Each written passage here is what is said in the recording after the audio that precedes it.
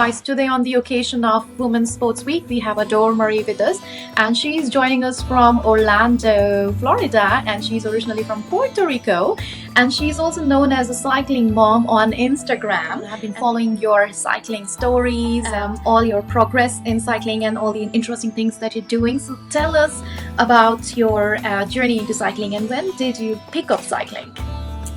Well, like you said, I'm originally from Puerto Rico. I started cycling after a really bad martial arts injury. Oh, no. I needed rehab, and somebody pointed me in the direction of cycling.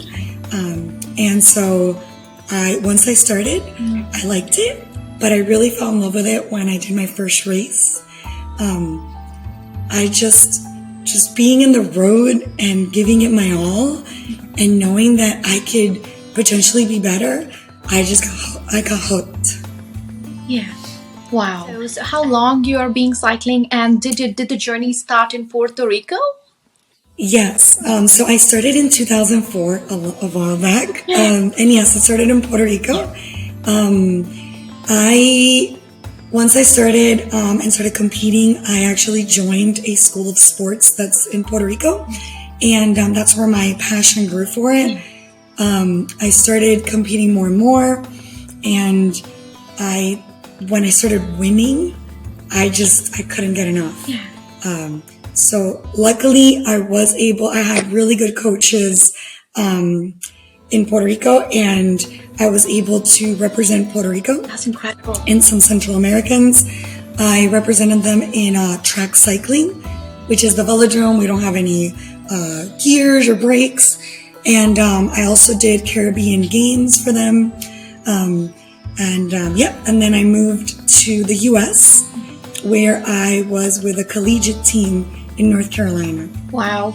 And then I stayed over. Right, interesting. And how is the infrastructure of cycling in Orlando? Because I was there a few years ago, but I hardly noticed the cycling infrastructure. I'm sorry, I don't know, for some reason I was so involved into Disneyland and going to Star Wars. I literally... Disney's big. Star Wars is bigger. Yeah.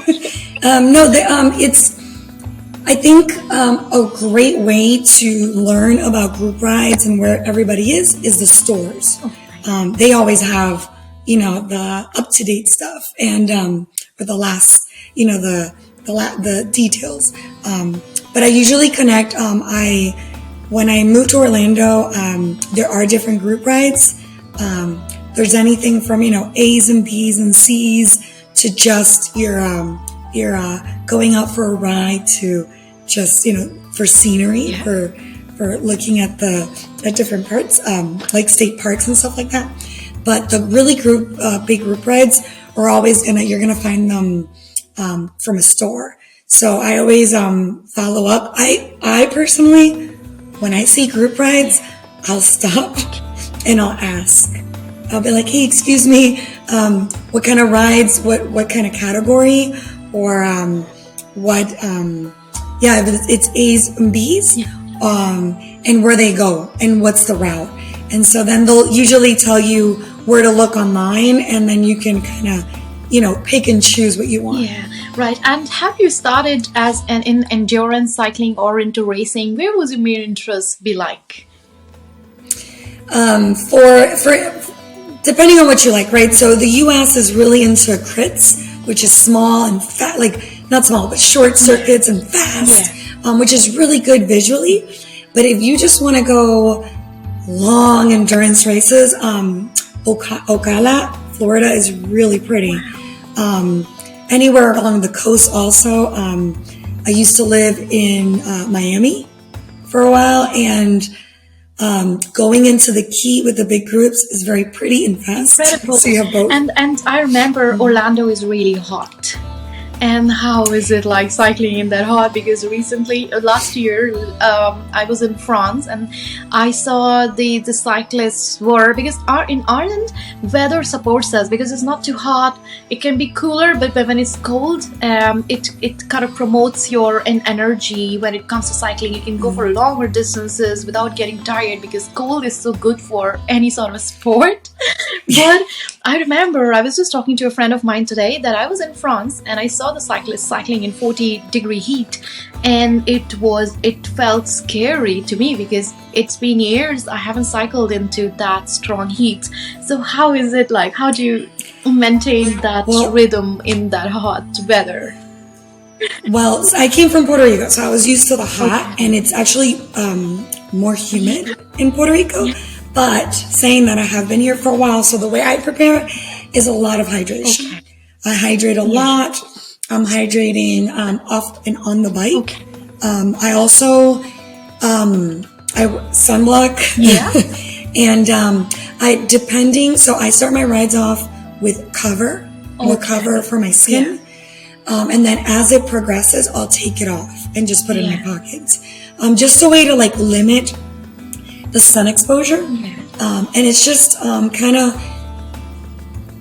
being very aware of what works for you for hydration. I've gone through a lot of stuff that just didn't work, upset my stomach, to things that that are now my staples, and I know it works for me. Okay. And a key, a trick for me is if I'm prepping for a long race or a long ride, I do Pedialyte the day before. Right. Pedialyte for kids, yeah. I do that before. Wow. And the start of 2023, so how does this year look like for you? And what are your next goals for this year? So, for me, because I had my son, I had stopped racing. And what age is he?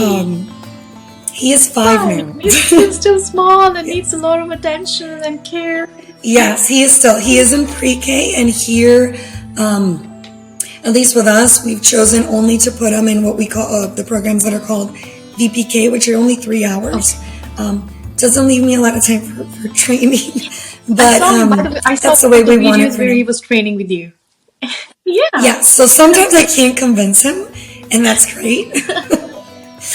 Sometimes he doesn't want to, so we kind of have to go with the flow a lot. But yeah, so after my son was born, I decided just to step back from racing. It was too overwhelming for me personally, and so once I felt I was going to get back to racing, the pandemic hit. Yeah. And so I remember my first race. I had been training a lot. I raced. I actually finished, I think, 5th. It was a placing it was a long time ago. But my placing was very good. I was very happy with it. I was surprised that I placed as high as I did. And I was very excited. And then the pandemic hit and everything was shut down. So I kind of stepped back. So now I'm trying to start back again. More training on Swift and RGT, and just doing group rides on the weekends if I can. But just trying to get ready to, at least my goal is to do a few races. I don't have a number, but I just want to be able to go race. Yeah. And have fun with it. Right. And are you currently only racing in the United States, or do you also have planned to go abroad and try some racing? Say, there are camps in Mallorca and maybe some hills in France. Doing the others. That sounds amazing. Yeah. Yes, I wish. No, right now just the US. I want to know where I'm at, and to me, it's still to my husband and myself, and it's still a little bit of kind of trial and error of what my training can be like with him in school. He's going to start school now, kinder, which is more hours. And I think that will probably open up more for me to have more training, and then maybe plan to go to Puerto Rico and do some races. Yeah. I would love that. And then maybe go somewhere else. Yeah, and so you are a wife, you are a mom, and you're a cyclist, and I'm sure you must have a lot of other passions and hobbies. You definitely have your own career, and you're also a vegan. Yes. Okay, so we will come back to vegan lifestyle later. But how do you manage your time? What would you recommend for the moms out there who might struggle? Yeah, I think it's a lot of help from your family members. I cannot stress enough how grateful I am for my husband and my mom. She lives with us All currently. right. Oh my God, it's so and amazing to have your mommy, daddy with you. yes, And even coming from India, we have the same culture.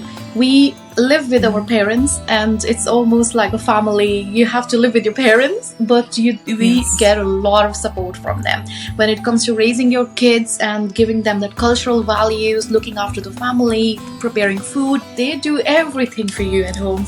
Like for so Yes. that was one of the things that I really missed. Yes, I am. Like I said, my husband has always been supportive of my cycling. He also cycles as well. He does he does downhill, mountain bike, road, everything. So it's we share that passion. So he always wants me to excel. Yeah. And he will take a step back and let me do more training just because he knows I need that in my life and I love it.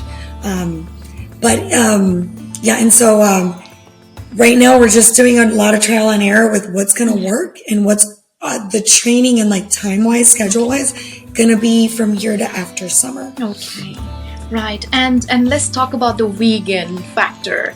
This is incredible. So when did you turn vegan, or have you always been following vegan lifestyle? I have not. I was not. I started thinking about veganism when I was in college. I had one of my best friends is vegan, and I just saw how she made it work. To me, it was a very foreign concept. I did not know what veganism was, and I did start in transparency. I did start as a kind of health, as a health side of it, and then it turned into ethical. Okay, right. Thing. Once I started, I will say, if you go down that journey, which I have never regretted, I love it. I feel ever since I made that switch, just my health has gotten better. I don't have to worry about, my family has a lot of like diabetes, heart problems, high blood pressure, high cholesterol, and I don't have those issues. I don't even have to worry about it. But I do always say, if you have anybody, like meet people that are in that social circle, because that will help. Yeah. When I started originally, I didn't do it correctly. Right. I was trying to lose weight. I was eating literally like salad and a little bit of tofu. Right. And I was suffering in races. I almost passed out. And so I stepped away from veganism, and then I came back with more information, with more support, and that's when I stuck. So I've been vegan now for about 6 years. I think the last thing I had was eggs, and that's when I made the full transition. I said, no, I want to go full vegan, and I dropped the eggs. Wow, that's incredible, because a lot of people complain that when they move to being vegan after eating meat for these many years, they struggle with their energy levels. So I think you just touched base on that you had a slight challenge there. Did you? I did, and the challenge was I just didn't have enough information, right? And so once I stepped back, I went back to eating animal proteins. Okay. And I felt bad. I didn't like how I felt. So I again contacted people that I knew. I actually researched. I asked for help. And then I was eating way more than I thought I could. I had more energy. And so I just stuck with it. That's amazing. And then my son was born fully vegan. He's been vegan. I just think it's a combination of having support and knowing what you're eating, knowing what you're putting into your body, and just knowing the amounts. It is a struggle at first, but once you have it down, I don't even think about it. I'm eating, like, a normal plate for me is rice, black beans, plantains, sweet potato, some tofu. So, and I just mix, and it's so yummy. It's so yummy then, absolutely. I think it's mainly the preparation and all the variety that we can, and the work that we can do with the vegetables and the options available out there. Mm-hmm. Getting that knowledge on how to do right. It's a hard work. It's literally hard. I was born in a vegetarian family, so I already knew how to survive. how to cook different lentils or beans or vegetables that are available in the Asian market, and that made it a lot easier for me. And my mommy would give me all the nuts and different nuts. Maybe that helps you with your omega or your vitamin B12 and so on. So our mothers used to look after us quite a lot, so that helped so much for me to easily continue with that trend. But a lot of people, it's so hard to go to transition into it, mainly from the energy level. So how do you maintain your protein levels or vitamin B12 and omega? That's what I hear from people a lot, that you're an athlete, you need to focus on this. No, sorry. I actually am lucky that I have a really very open-minded doctor. He's very into the natural side of things, and so he's always open to helping me find things that are vegan.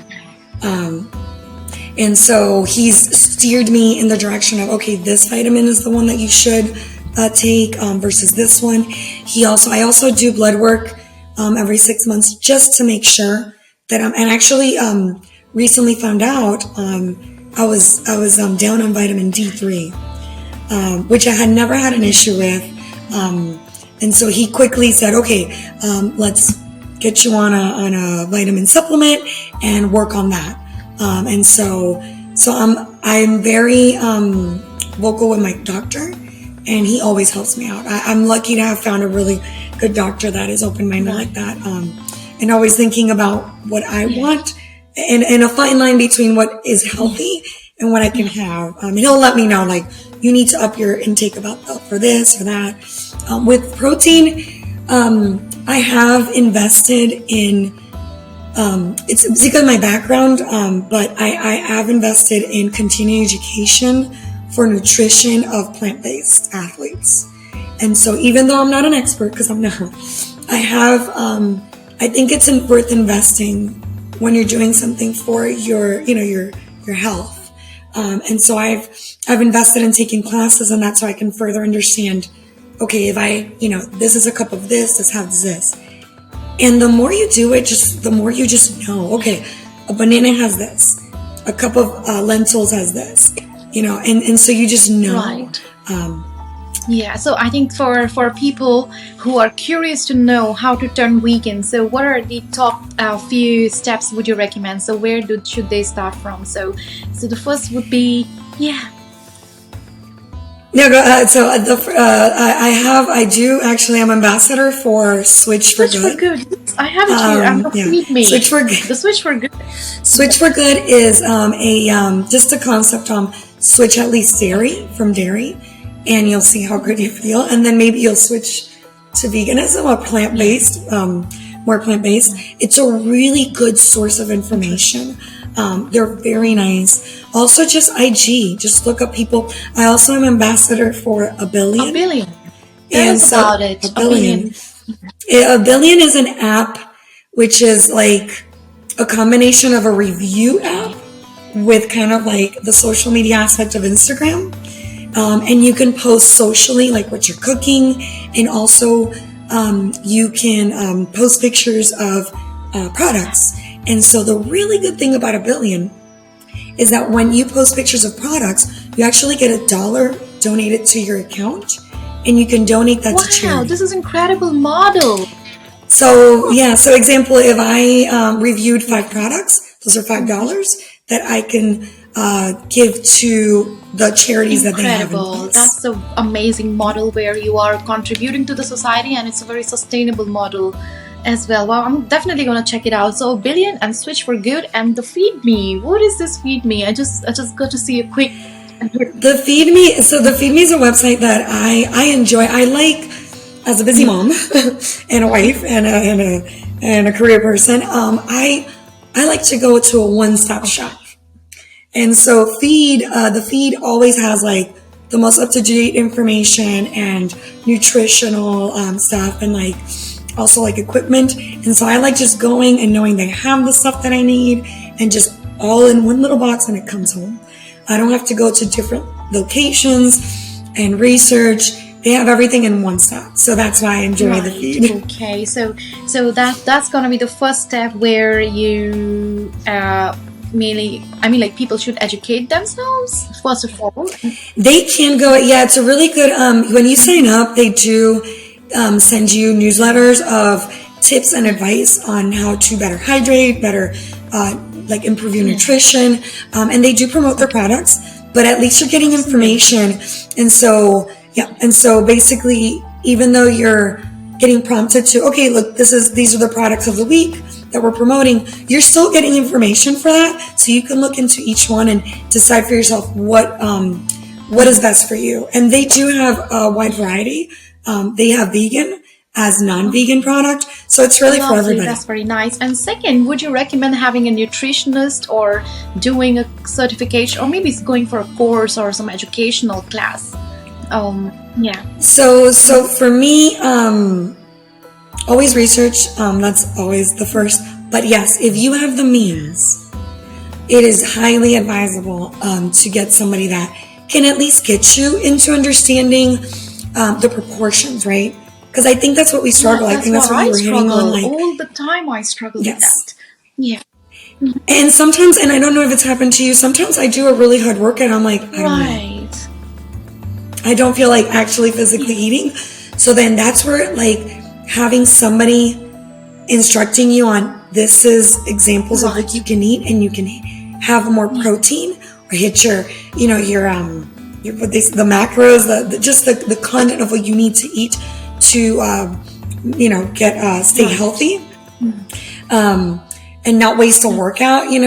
So when you have that, it's awesome. You have your they already give you ideas, your tips, and you can always go back to that. So that if you're just exhausted one day and you came on and you're like, I don't know what to eat, you just go back to that.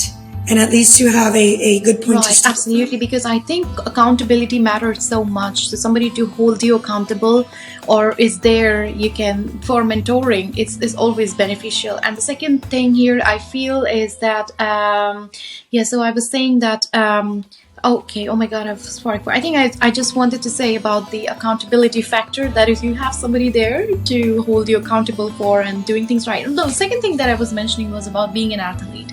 When you're an athlete, you're consuming more energy. You are putting more effort in your body than the normal people would do. So you need to have those ingredients in place, in structure, to literally fulfill your energy needs or your body needs to perform, to outperform there. So that's a bit of a difference here, definitely. Yeah, you definitely don't want to be in a disadvantage. Breastfeeding and racing, and training. Mm-hmm. I was eating I would finish breastfeeding, finish a workout, and I'd be like, I want to eat the whole fridge. But then if you do that, you can consume that, just stuff that's not good for you because you're just so hungry.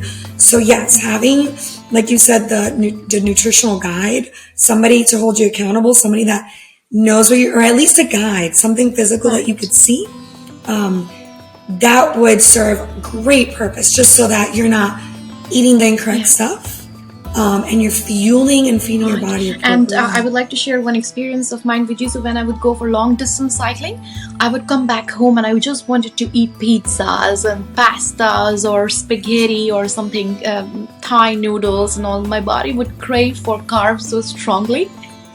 And in those occasions, I ended up ordering food at home. And after that, I had that guilty factor inside of myself. So I also read about Adormarie, about the mommy guilty factor. Would you like to talk to us about that? That I was very curious to know. Oh my gosh. Yeah.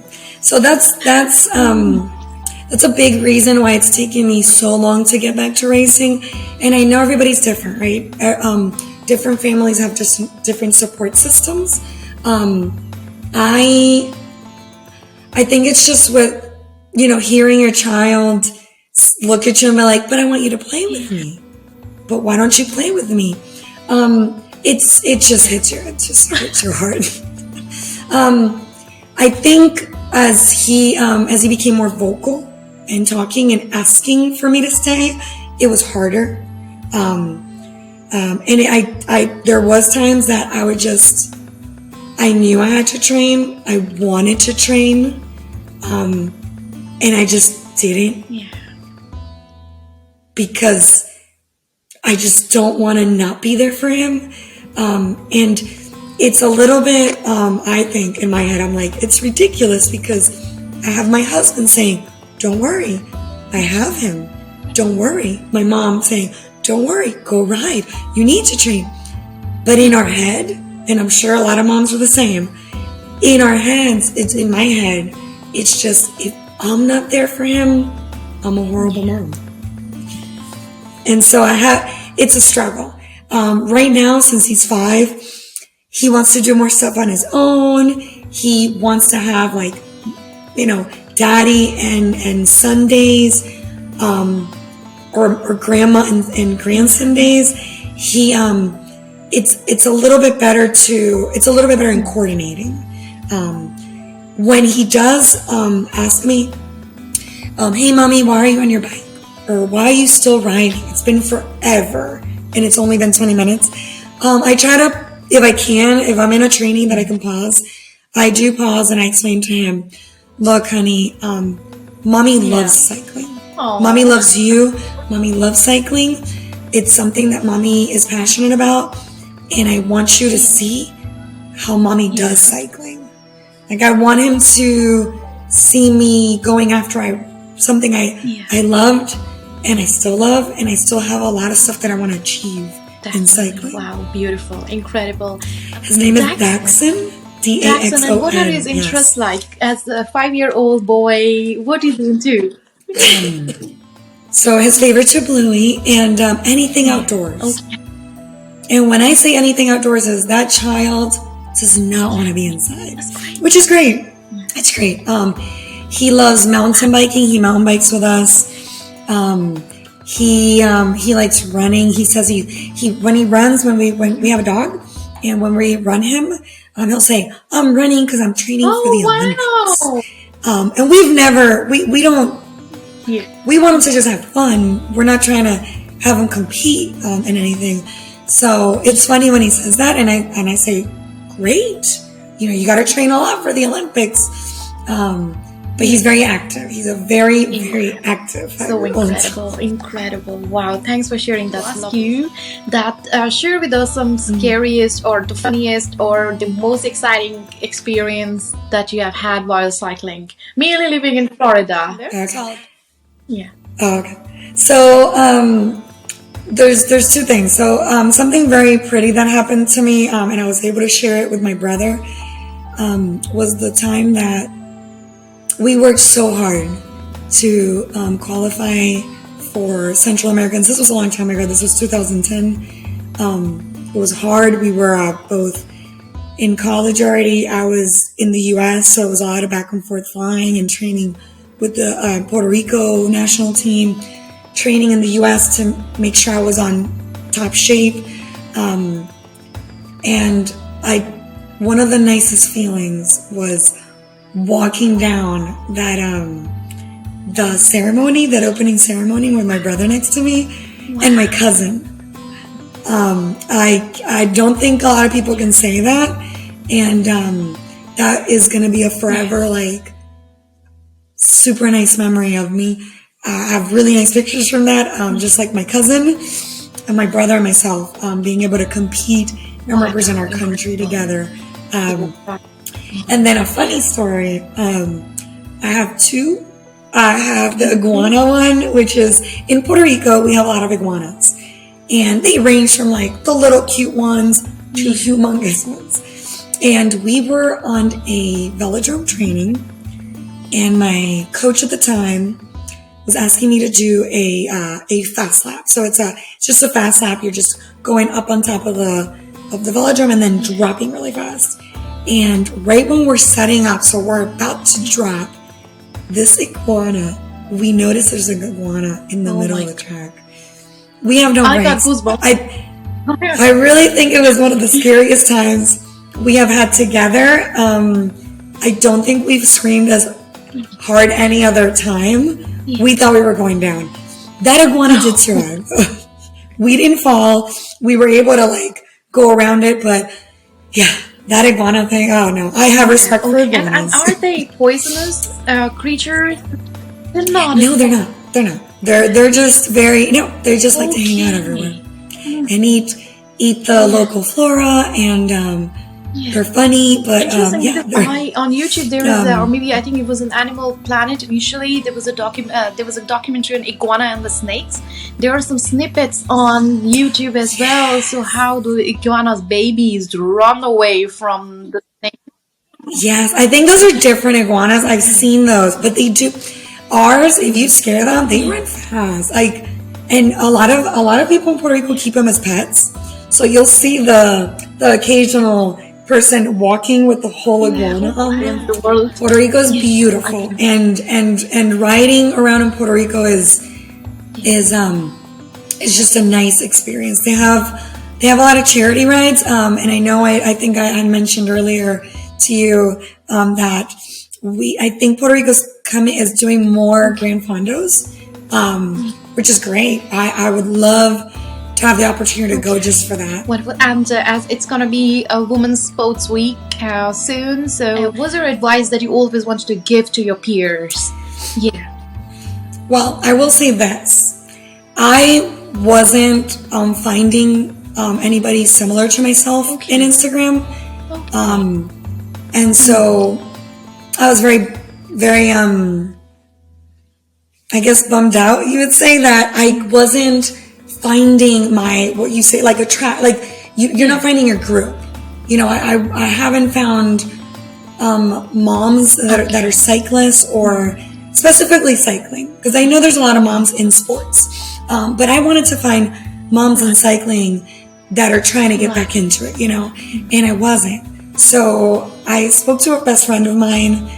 She has her own podcast, and she was really supportive. And so we are going to start an own podcast. So I'm going to it's called Balanced Athlete. It's just trying to talk about how we try to balance our life between, you know, with being a mom. She's not a mom, but she's an entrepreneur. She has her own business. She's married. So it's just like talking about life as an amateur athlete. Even when you've mentioned about that you were not able to find a group that you could resonate with, or a mom's group. And that's really true, because even in Ireland, I cannot think of a group that specifically focuses on bringing moms to a sport. There are generic groups based in different counties and so on, but we haven't spoken about moms. No, specifically to put emphasis on that area. Yeah. And that's what I want to touch on with what I wanted to start, because I have seen professional cyclists, women cyclists, talk about having a child and their journey back. And I know, and that's a whole other topic, where professional women racers have to basically have a full-time job, even though they're professional racers. And that's a whole other topic, but I couldn't find anybody at the amateur level because I'm not a professional. You know, I work a full-time job.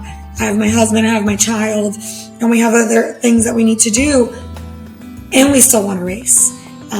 So I just, you know, with her help, she kind of encouraged me, like, well, then let's do it, because you're not finding it, so let's do it, and let's find other people that need to hear absolutely. that. And I'm sure that this podcast is going to create a huge, big impact there and fill in the gap that currently exists. And all the best for this podcast, and also all the best for everything cycling and all the great work that you're doing. And it's phenomenal. It's always great to know that how family it's great to have a supportive family, and when they are into you for all your adventures and being supportive on each and every day, it's a great blessing to have that support around you. Wonderful. There was a wonderful conversation. Thank you so much, and wish you all the best for the podcast, and do share the links. And thank you. I enjoyed immensely this conversation. Thank you, for reaching out to me. I love your Instagram account. I think your positivity is amazing, and we should definitely have more smiles and more people like that. Absolutely. And yes, I have a trip. I'll definitely come back to Florida again. Definitely, and we can ride together. Oh my gosh. Thank you, Adormarie. Oh, So, funny enough, when you reached out, I had seen your IG account, but I hadn't delved into it. And so when you said, no, I'm in Ireland, I was like, oh my gosh. Because funny enough, when I was little, and I don't remember what set it off, but I just remember like falling in love with this folklore of just fairies. And so I attached fairies with Ireland. Yeah. And the pages of like the greenery and just the magic of what is Ireland. And I've always wanted to see Ireland.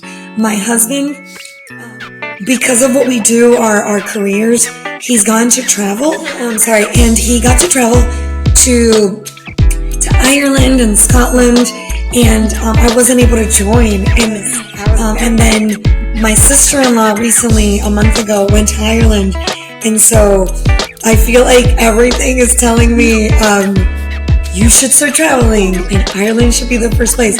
And my husband actually, with his travels, told me, oh, we should go to Paris. Okay. I think you would love it. And he's gone like to Manhattan, New York, and I'm like, I know that's a lot of like bucket list places for people, but to me, like, my goal is Ireland. Yeah.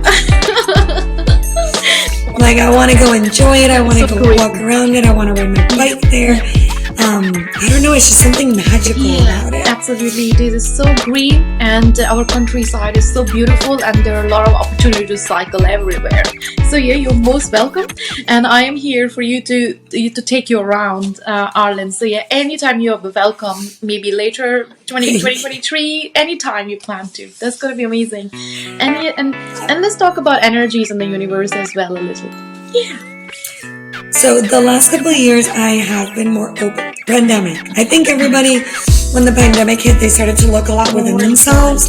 And I'm a very, like, I consider myself a realist. Like, very to the fact.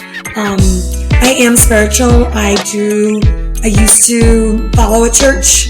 But I found that going to a certain group is just not me. I'm more open to hearing, experiencing. Yeah. Yes. I like going to different venues and listening to just how to better yourself from within. And so the last couple of years, I've been open more to journaling.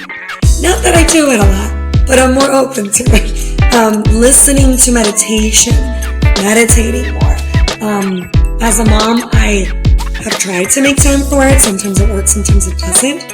But I feel like when you do it, it's just, you're just more at peace with yourself. A lot of stuff makes more sense.